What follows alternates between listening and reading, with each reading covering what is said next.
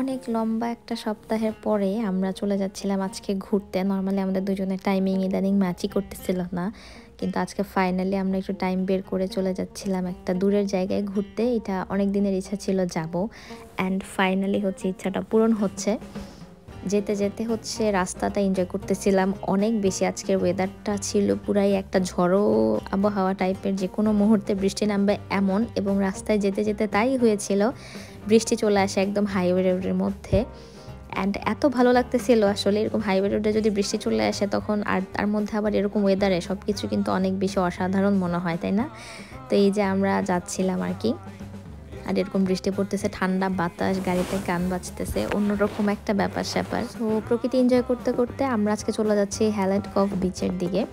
এটা আমাদের বাসা থেকে মোটামুটি 30 to 40 মিনিটস ডিস্টেন্সে, তাই জন্য আজকে আসা। কারণ চাইলেই তো এত দূরে আসলে আসাটা সম্ভব হয় না, তাই আজকে যেহেতু হাতে সময় ছিল তাই আমরা চলে আসি। আর আকাশের এই যে অবস্থা দেখেন, মেঘ ভর্তি পুরা, মানে মনে হচ্ছে যে রাজ্যের বৃষ্টি নামবে। যদিও আলহামদুলিল্লাহ সেরকম বৃষ্টি পাই নাই, আমি অনেক আতঙ্কে ছিলাম, কারণ এমন হলে আসলে একটু প্যারা হয়ে যেত। সো ড্রাইভ করতে করতে অবশেষে আমরা চলে আসলাম এই সুন্দর জায়গাটাতে।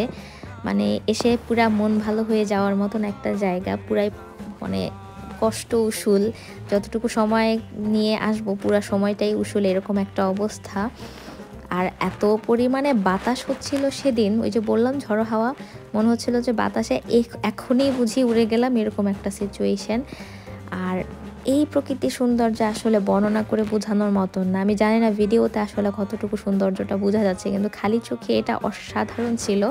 মানে আমি এখন ভয়েস ওভার দিচ্ছি আর এই প্রকৃতির মাঝে হারিয়ে যাচ্ছি, মনে হচ্ছে যে আবার চলে যাই, এরকম একটা ফিলিংস আসতেছে আর কি। আশা করি ইনশাল্লাহ সামনে আরও বেশ কয়েকবার যাব এখানে, কারণ আমার জায়গাটা খুবই ভালো লেগেছে। আর এরকম শান্ত নিরিবিলি পরিবেশটা আসলে সবারই ভালো লাগে। সমুদ্রের প্রকৃতি দেখতে কার না ভালো লাগে। সো এখানে আর কি কি বলে, উঁচু থেকে নিচুর দিকে নামতে নামতে আর কি এরকম স্পট তো পেলে আরও বেশি ভালো লাগে।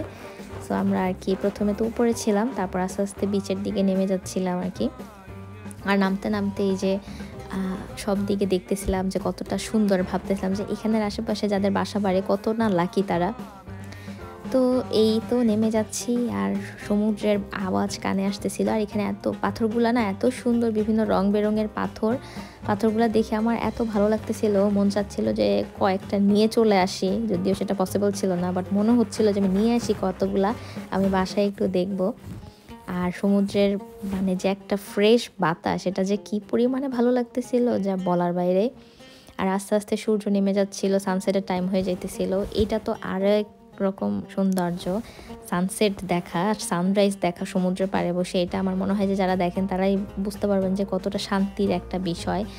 মানে দূর থেকে যখন আমরা ড্রাইভ করে আসতেছিলাম মনে হচ্ছিল যে সমুদ্র ছাড়া সামনে আর কিচ্ছু নাই, সমুদ্রটা মনে হয় এখনই আমাদের সাথে সামনে চলে আসবে, এরকম একটা অবস্থা। তো দাঁড়ায় দাঁড়ায় আসলে প্রকৃতিটা এনজয় করতেছিলাম অনেক বেশি। এরকম জায়গায় আসার জন্য মনে হয় মাঝে মধ্যে যে না বিদেশে আসা অর্থেট। তো যাই হোক, সন্ধ্যা নেমে আসতেছিল, তাই আমরাও আস্তে আস্তে উপরে উঠে যাচ্ছিলাম আর কি, কারণ জোয়ার চলতেছিল আর পানি অনেক আগায় যাচ্ছিল আর কি। তাই ভাবলাম যে নিচে থাকাটা হয়তো সেফ হবে না। তারপর উপরে উঠে যাচ্ছিলাম আর সানসেট দেখতেছিলাম। আর এই যে লাল আভায় ছেয়ে গেছে পুরাটা আকাশ, হলদে লালচে একটা ব্যাপার, অন্যরকম একটা সৌন্দর্য, খুবই খুবই ভালো লাগতেছিল। তো যাই হোক, আজকের ব্লগটা এই পর্যন্তই। আল্লাহ হাফেজ।